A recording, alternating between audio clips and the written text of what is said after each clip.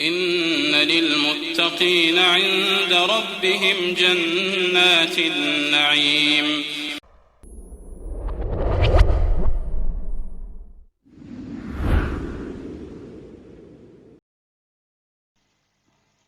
الحمد لله حمدا كثيرا طيبا مباركا فيه كما يحب ربنا ويرضاه، وأشهد أن لا إله إلا الله وحده لا شريك له، وأشهد أن محمدا عبده ورسوله صلى الله عليه وعلى آله وصحبه وسلم تسليما كثيرا. أما بعد, kita masuki hadis yang ke-22 dari kitab Jawami'ul Akhbar karya Al-Allamah Abdurrahman bin Nasir As-Sa'di rahimahullahu ta'ala. Al-Hadith Al-Thani wal-Ishrun, hadis yang ke-22. Taharatul Ma'i, kesucian atau kebersihan air. An Abi Sa'id Al-Khudri radhiyallahu anhu, dari Abu Sa'id Al-Khudri radhiyallahu ta'ala anhu, beliau bernama Sa'ad bin Malik bin Sinan Al-Khazraji Al-Ansari Al-Khudri. Al-Khudri adalah nisbah kepada Khudrah, sebuah wilayah atau sebuah kampung yang ada di kota Madinah dari kalangan Al-Ansar. Dan beliau radhiyallahu anhu termasuk ulama dari kalangan para sahabat yang banyak meraih ilmu dari Rasulullah sallallahu alaihi wasallam. Dan beliau termasuk sahabat Rasulullah sallallahu alaihi wasallam yang paling banyak meriwayatkan hadis. Dan beliau termasuk sahabat yang menghadiri peristiwa pembaiatan di bawah pohon radhiyallahu ta'ala anhu. Dan beliau dalam riwayat Bukhari dan Muslim, beliau memiliki 84 hadis. Qala, kata beliau, qala Rasulullah sallallahu alaihi wasallam, bersabda Rasulullah sallallahu alaihi wa ala alihi wasallam, al-ma'u tahurun la yunajjisuhu syai'un. Rawahu Ahmadu wa Tirmidzi wa Abu Daud wa Nasa'i. Hadis ini diriwayatkan oleh Imam Ahmad, Tirmidzi, Abu Daud dan An-Nasa'i, dan hadis ini adalah hadis yang sahih. Rasulullah sallallahu alaihi wasallam menyebutkan dalam hadis ini al-ma'u, air. Yang dimaksud air di sini adalah air mutlak, yaitu air yang belum disandarkan kepada sesuatu apapun. Belum disandarkan kepada sesuatu apapun, seperti air kelapa atau air susu atau yang semisalnya. Bukan itu yang dimaksud. Namun yang dimaksud al-ma'u di sini adalah air mutlak yang belum disandarkan kepada sesuatu yang lain. Apa sifat dari air tersebut?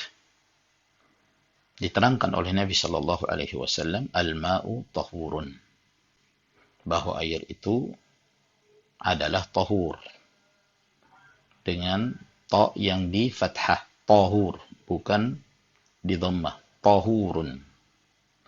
Dan makna dari tahur adalah tahirun mutahhir, suci dan menyucikan.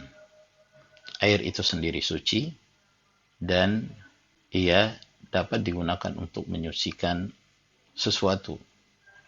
Seperti seorang hendak mandi junub atau seorang hendak berwudu, maka dengan menggunakan air. Maka air mutlak ini yang disifati oleh Nabi Shallallahu Alaihi Wasallam sebagai air yang suci dan mensucikan. Hadis ini adalah merupakan asal yang menjelaskan tentang kesucian air tersebut. Maka air ini dimanapun ia berada. Apakah air sungai, air sumur, demikian pula air hujan, bahkan disebutkan oleh Allah Jalla wa'ala di dalam Al-Quran Al-Karim berkenaan tentang air hujan. Wa yunazzilu alaikum minas sama'i ma'an liyutahhirakum bihi. Ialah Allah Azza wa Jalla yang menurunkan kepada kalian dari atas langit air untuk menyucikan kalian. Dan Allah Jalla wa'ala juga berfirman, wa anzalna minas sama'i ma'an tahura. Dan kami telah menurunkan dari atas atau dari ketinggian atau dari awan air yang tahur, yaitu yang suci dan menyucikan. Demikian pula termasuk dalam hal ini air laut.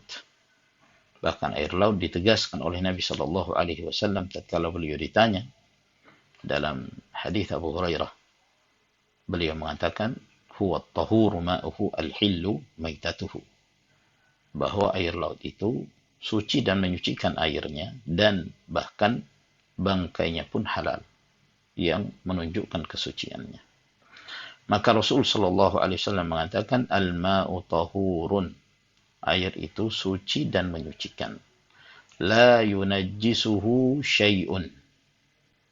Tidak dinajiskan oleh sesuatu apapun. Tidak dinajiskan oleh sesuatu apapun. Artinya selama air itu memiliki sifat sebagai air mutlak, maka dia tetap memiliki sifat suci dan menyucikan. Meskipun tercampur dengan bahan-bahan yang lain atau benda-benda tertentu yang menyebabkan terjadi perubahan pada warna atau pada rasa air tersebut, tidak mengeluarkan hal itu dari sifat air sebagai air yang suci dan menyucikan. Misalnya air yang berubah warnanya menjadi hijau disebabkan karena ia bersentuhan dengan lumut yang ada di sekitarnya, atau tanah yang menyebabkan air itu agak mengeruh, atau ada air yang kemasukan tepung misalnya yang menyebabkan ada yang berwarna putih dari air tersebut. Selama ia memiliki sifat air, ya, dan dia tercampur dengan sesuatu yang suci, maka dia tetap dianggap sebagai air yang suci dan menyucikan. Dalam artian tetap boleh untuk dijadikan sebagai alat untuk mengangkat hadas, seperti berwudu atau mandi, atau untuk menghilangkan najis.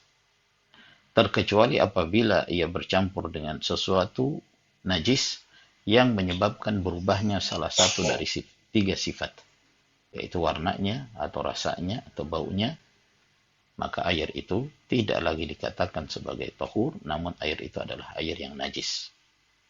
Maka yang sahih dari pendapat para ulama bahwa air itu terbagi menjadi dua bagian atau ada dua macam. Yang pertama adalah air yang tahur, yaitu tahirun mutahhir, yang suci dan menyucikan. Dan yang kedua adalah air najis. Air najis yaitu apabila bercampur dengan najis yang menyebabkan terjadinya perubahan pada warna air tersebut, atau pada rasanya, atau pada baunya, menjadi air yang najis.